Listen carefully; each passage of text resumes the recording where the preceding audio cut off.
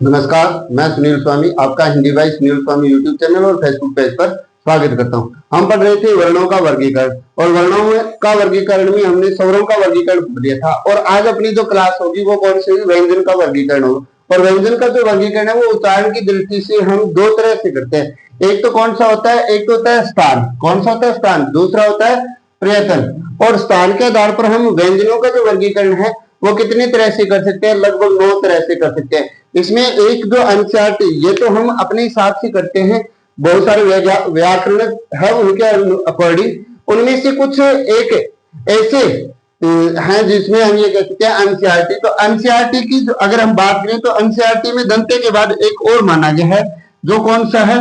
वह है वत्स्य।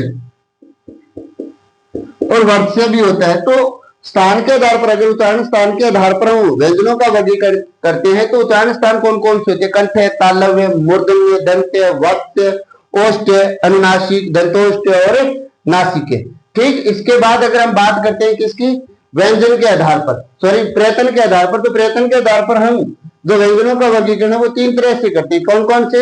एक तो होता है स्वर तंत्री में श्वास के कंपन के आधार पर। इसे हम फिर 2 भागों में बांट सकते हैं, अघोष वर्ण और सहघोष। इसके बाद बात करते हैं श्वास प्राण की मात्रा के आधार पर, अलप प्राण और महाप्राण, यानी जिनका उच्चारण करने में हमारे प्राण वायु कितनी बाहर निकल रही है उसके आधार पर हम इन्हें 2 भागों में बांट सकते हैं, अलप प्राण और महाप्राण। और तीसरा है जो जीवा या अन्य अवयव कार्य का साधन, जिनके द्वारा हम श्वास के अवरोध, यानी जिससे क्या है सांस में रुकने में थोड़ी रुकावट आती है या श्वास निकालने में जो रुकावट आती है, उनके आधार पर हम स्वरों का वर्गीकरण वो 8 तरह से करते हैं। वो कौन कौन से? जैसे संघर्षी, संघर्षी, नासिक, पार्श्विक, लुंठित, उत्क्षिप्त और संघर्षित। ये हम किसका वर्गीकरण करेंगे? व्यंजन का वर्गीकरण करेंगे। और किस आधार पर? उच्चारण की दृष्टि के आधार पर वर्गीकरण करेंगे। तो सबसे पहले हम जो पढ़ेंगे वो कौन सा पढ़ेंगे?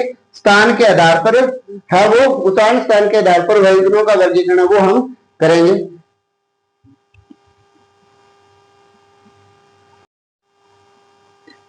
हाँ, सबसे पहले हम बात करते हैं किसकी? व्यंजन के जो उच्चारण वर्गीकरण कर रहे हैं उसमें उच्चारण स्थान के आधार पर हम वर्गीकरण कर रहे हैं। तो सबसे जो पहला है वो कौन सा होगा? कंठ होगा। कौन सा होगा? कंठ, यानी कंठ मतलब गला। और ये पहला जो वर्गीकरण है उच्चारण स्थान के आधार पर व्यंजनों का वर्गीकरण कर रहे हैं। कंठ है और कंठ है गला। गले से जो उच्चारित वर्ण होते हैं वो कौन कौन से होते हैं? तो वो होते हैं, देखिए, क, ख, ग, घ और अंग। इसके अलावा कौन सा वर्ण होता है? तो वो होता है ह। कौन सा होता है? ह। इसके अलावा अगर वर्ण की बात करें तो इसमें स्वर भी शामिल करें तो स्वर कौन कौन से होंगे? अ और आ। इसके अलावा भी एक वर्ण और रह जाता है, वो कौन सा है? वो होता है विसर्ग। कौन सा आता है इसमें शामिल? विसर्ग भी होता है। ठीक। इसके बाद अगर हम दूसरा जो उच्चारण स्थान के आधार पर वर्गीकरण करेंगे तो वो दूसरा कौन सा होगा? दूसरा होगा तालव्य। कौन सा होगा? तालव्य, यानी जो कंठ और दांत के बीच का जो हिस्सा है, जो तालव्य जिसे कहा गया है, तालवा जिसे हम कहते हैं, तो वो कौन कौन से हैं? तो वो होते हैं, देखिए, च, छ, ज, झ और य। इसके अलावा इसमें कौन कौन से शामिल होते हैं? तो य और स शामिल होते हैं। अगर स्वर की बात करें तो स्वर कौन कौन से शामिल होंगे? इसमें स्वर होंगे ई, ई। ये इसमें आते हैं तालव्य उच्चारण स्थान के आधार पर हमें जो वर्गीकरण कर रहे हैं। तो तालव्य के आधार पर, यदि तालव्य उच्चारण स्थान से कौन कौन से वर्ण बोले जाते हैं? तो छ, ज, झ, य, क और ई, ई। इसके बाद अगर हम बात करते हैं किसकी? इसके अगर हम बात करते हैं अगले की, तो वो तीसरा जो है वो कौन सा है? वो है मूर्धन्य। कौन सा है? मूर्धन्य। और मूर्धन्य में कौन कौन से शामिल होते हैं? तो देखिए, इसमें आता है ट, ठ, ड, ढ और अण। इसके अलावा अगर हम बात करते हैं तो इसमें आता है र और श।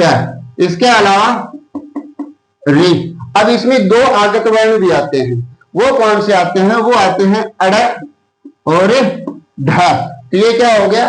मूर्धन्य उच्चारण स्थान के आधार पर व्यंजन का जो वर्गीकरण है, यानी मूर्धन्य स्थान से जो उत्तरित होने वाले जो वर्ण है वो कौन से? ट, ठ, ड, ढ, ये और कौन सा, र और श। इसके अलावा अड़ और ढ और री इसमें शामिल किए जाते हैं। इसके बाद अगर हम बात करते हैं चौथे की, तो चौथा आता है दंत। कौन सा आता है, दंत। और दंत में जो शामिल होने वाले वर्ण है वो है क, ख, द, ध और न। अगर इसमें और इनके अलावा जो अगर वर्ण की बात करते हैं तो वो आते हैं ल और स।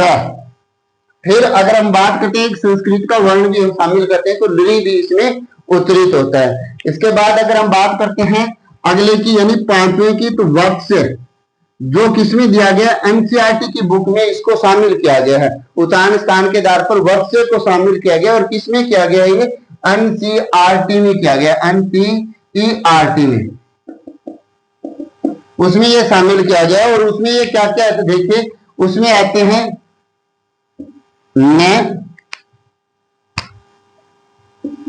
ल, स, ज और र, ये वर्ण किसमें शामिल होते हैं, ये वर्ण शामिल होते हैं वत्स्य में। इसके बाद अगर हमने जिस वर्ण की बात की थी वो कौन सा आता है, वो आता है ओष्ठ।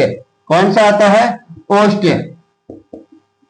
और ओष्ठ में कौन से शामिल होते हैं, तो ओष्ठ में जो शामिल होने वाले वर्ण है वो होते हैं प, फ, ब, भ, न। इसके अलावा कौन सा शामिल होगा, इसके अलावा इसमें दो स्वर भी शामिल होते हैं, एक होता है ओ और एक होता है उ और उ।